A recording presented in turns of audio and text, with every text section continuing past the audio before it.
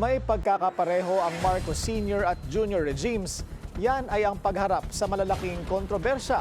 Pero kung may hihingan daw ng payo si PBBM, wala itong iba kundi ang kanyang ama. Yan ang agenda report ni Ivy Reyes.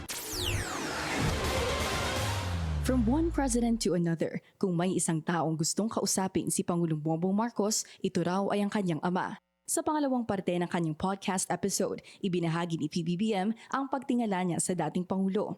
I might creep people out, but I have long conversations with my father still. Okay.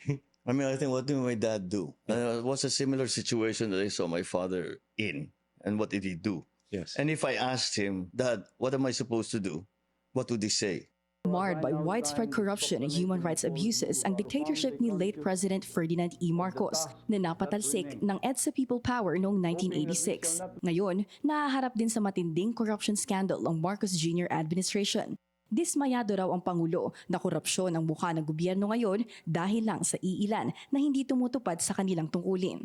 You cannot paint everyone in government with the same brush as all of these corrupt operators that you see in government. And yes, there are many, many of them, but you will find they do not filter down. Ito raw ang dahilan kung bakit sinimulan niya ang investigasyon sa flood control scandal at ang pagtatatag ng Independent Commission for Infrastructure. Sa natitirang 3 taon niya sa pwesto, social programs daw ang prioridad ng Pangulo, kaya ang Department of Education ang binigyan ng pinakamalaking budget sa 2026. Para sa agenda, Ivy Reyes, Billionaire News Channel.